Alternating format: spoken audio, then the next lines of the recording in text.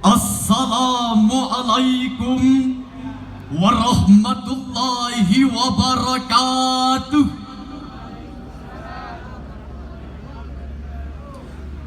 Alhamdulillahilladzi khalaqal insana min dzakarin wa untha wa ja'alnakum syu'uban wa qabaila lita'arafu. Allahumma salli wa sallim ala sayyidil Mustafa wa ala alihi ahli sidqi wal wafa, amma ba'd. Dewan Hakim yang kami muliakan, hadirin sebangsa dan setanah air yang kami banggakan, Indonesia adalah salah satu negara multikultural terbesar di dunia. Hal ini terlihat dari kondisi sosiokulturalnya, baik itu etnis, budaya, suku, adat istiadat, bahasa maupun agama. Pernyataan senada juga disampaikan oleh Ketua Kehormatan Presidium Interreligious Council Indonesia, Profesor Dr. Din Syamsuddin MA, bahwa kemajemukan adalah sebuah keniscayaan. Maka dengan penuh rasa syukur, bangsa Indonesia ditakdirkan sebagai bangsa yang majemuk, yang dapat hidup secara harmonis dan memiliki toleransi yang cukup tinggi.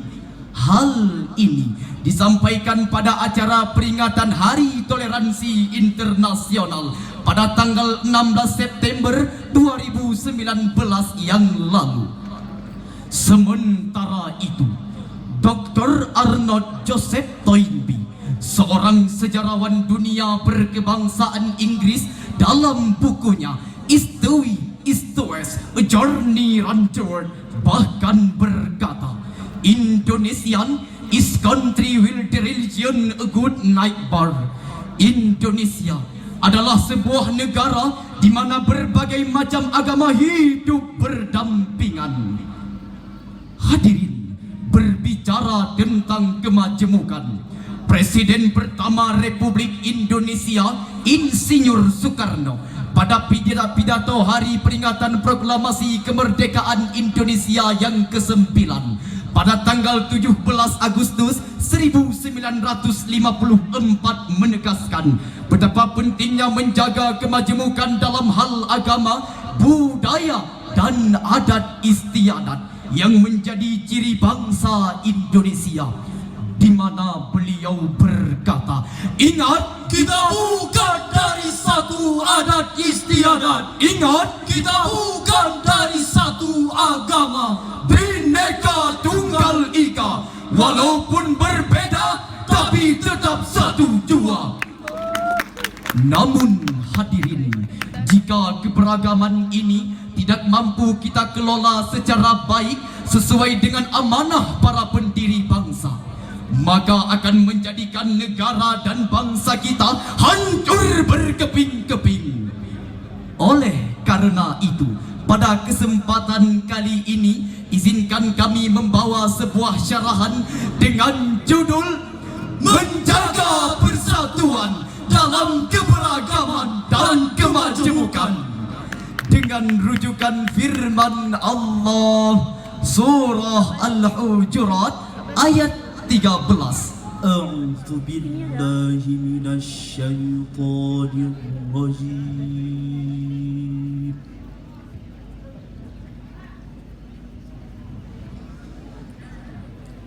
Bismillahirrahmanirrahim.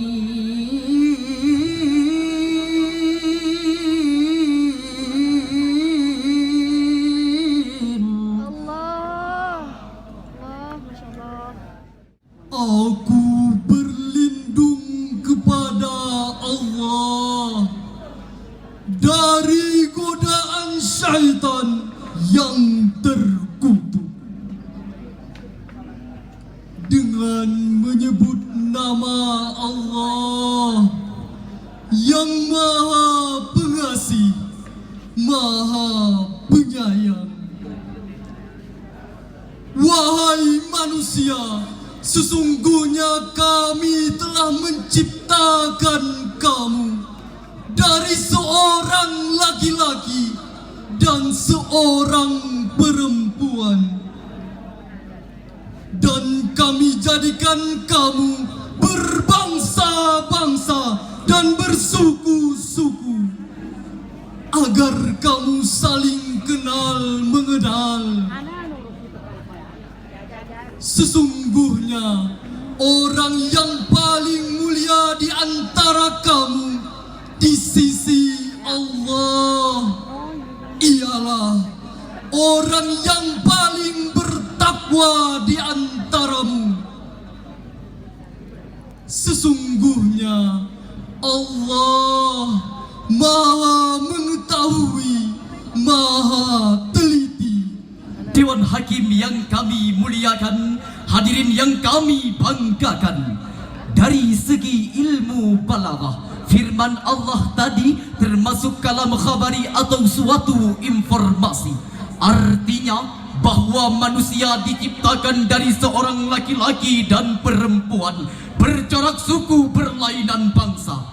Harkat, derajat dan martabat manusia di hadapan Allah ditentukan dengan seberapa takwanya seseorang itu kepadanya. Adapun asbabun nuzul ayat ini, menurut Ibnu Asakir dalam kitab Mubhamat yang bersumber dari Abu Bakar bin Abu Dawud, bahwa ayat ini turun berkenaan dengan keinginan Rasulullah sallallahu alaihi wasallam yang ingin menikahkan Abu Hindun dengan seorang wanita dari kalangan Bani Bayadah. Bani Bayadah berkata kepada Rasulullah, "Ya Rasulullah, bagaimana mungkin kami menikahkan putri kami dengan seorang budak?" Rasul belum sempat menjawab. Pada saat itu Jibril datang menyampaikan surah Al-Hujurat ayat 13 yang diawali dengan ungkapan, "Ya ayyuhan nas," wahai sekalian manusia. Hadirin, Profesor Dr. Muhammad Quraish Shihab dalam tafsir Al-Misbah volume 4 halaman 617 menafsirkan, syu'uban wa qabail adalah struktur sosial yang paling besar dan beragam, yaitu suku dan bangsa, sehingga kita menjadi lita'arafu yang mengandung makna timbal balik, yaitu saling kenal mengenal. Hadirin, sikap yang ditunjukkan oleh Bani Bayadah tadi adalah sikap sombong yang seolah suku mereka lah yang lebih mulia, padahal bangga dengan keturunan, suku, warna kulit, serta bangga dengan status sosial lainnya merupakan sikap jahiliyah yang telah lama dihapus oleh Islam sejak lebih 1400 tahun yang silam, sebagaimana yang ditegaskan oleh Rasulullah dalam sebuah hadis yang diriwayatkan oleh Imam At-Tirmidzi dari Abdullah bin Umar radhiyallahu an, "Ya ayyuhan nas, innallaha ta'ala qad azhaba ankum aibatal jahiliyah wa ta'azzumaha bi abaiha." Wahai sekalian manusia, sesungguhnya Allah telah menghilangkan dari kalian keburukan jahiliyah, yaitu bangga dengan keturunannya. Dewan Hakim yang kami muliakan, hadirin yang kami banggakan, akhir-akhir ini ada hal yang mengkhawatirkan kita terkait dengan keberagaman dan kemajemukan ini. Dengan selalu mengusik umat Islam, mereka sibuk meneriakkan radikal, ekstremis dan intoleran, membangun Islamofobia atau ketakutan dan kebencian terhadap Islam. Padahal Parlemen Amerika Serikat yang diprakarsai oleh salah satu anggota Partai Demokrat yang bernama Ilhan Omar telah menyetujui rancangan undang-undang anti-Islamofobia yang akan berlaku global dan menjadikan perilaku Islamofobia tersebut sebagai bagian dari pelanggaran hak asasi manusia.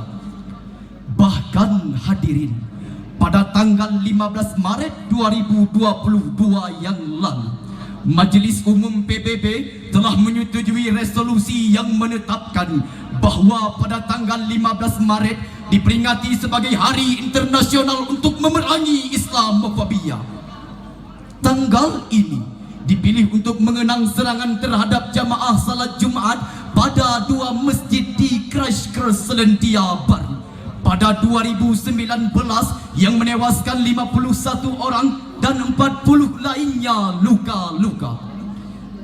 Namun kita heran hadirin, kenapa justru di negara yang 85% Muslim ini seakan Islamofobia tumbuh subur dan terus disuarakan oleh para buzzer pengkhianat bangsa dan kaum munafik penjual agama.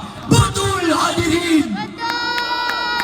Hadirin, betapa indahnya agama Islam yang mengajarkan kepada pemeluknya untuk bertoleransi dengan cara berbuat baik dan berlaku adil kepada saudara sebangsa dan setanah air walaupun tidak seakidah, selama mereka tidak mengganggu keyakinan kita.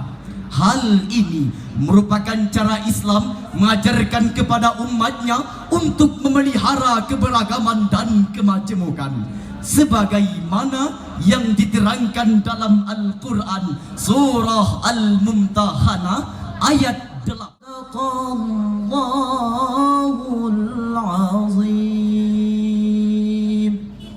Allah tidak melarang kamu untuk berbuat baik dan berlaku adil terhadap orang-orang yang tidak memerangimu karena agama, dan tidak pula mengusirmu dari negerimu. Sesungguhnya Allah menyukai orang-orang yang berlaku adil. Maha benar Allah yang maha agung atas segala firman-Nya. Majlis Hakim yang arif dan bijaksana, hadirin yang berbahagia, Said Qutb berkomentar ketika menafsirkan ayat tadi sebagaimana yang dinukilkan oleh Profesor Dr. Muhammad Quraish Shihab dalam tafsir Al-Misbah volume 13 halaman 399, bahwa Islam adalah agama yang damai dan sama sekali tidak mengajarkan permusuhan. Ayat 8 surah Al-Mumtahanah tadi menjelaskan sikap seorang muslim terhadap pemeluk agama lain dalam hubungan sosial kemasyarakatan, bahwa seorang muslim harus berbuat baik dan berlaku adil selama mereka tidak memerangi dan mengusir umat Islam dari negerinya. Dewan Hakim yang kami muliakan, hadirin yang kami banggakan, dari syarahan yang telah kami sampaikan tadi dapat disimpulkan bahawa pertama, Allah Subhanahu wa Ta'ala telah menakdirkan bangsa Indonesia sebagai bangsa yang majemuk dan beragam.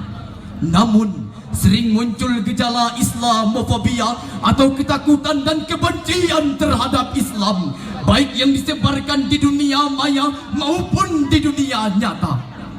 Kedua, perlu ketegasan hukum dalam pengawasan kepada para pelanggar hukum di negara tercinta ini.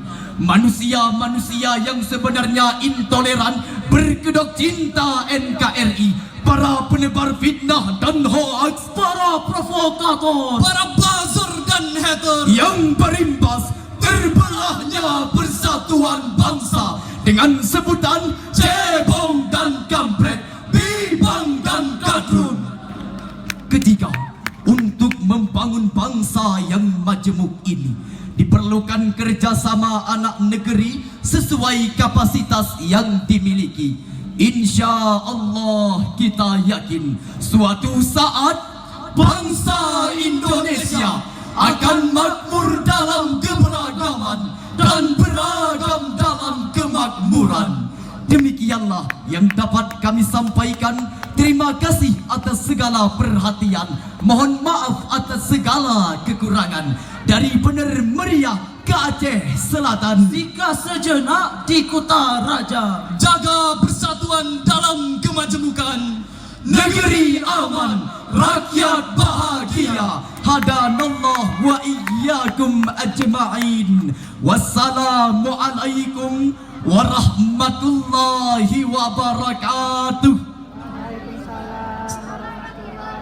Hadirin, mari beri tepuk tangan yang meriah untuk peserta 039. Urang pibroko ketumpang bibi, urang jep kupi ketumpang mata. Dewan Hakim yang baik hati, semoga sehat selalu dan bahagia.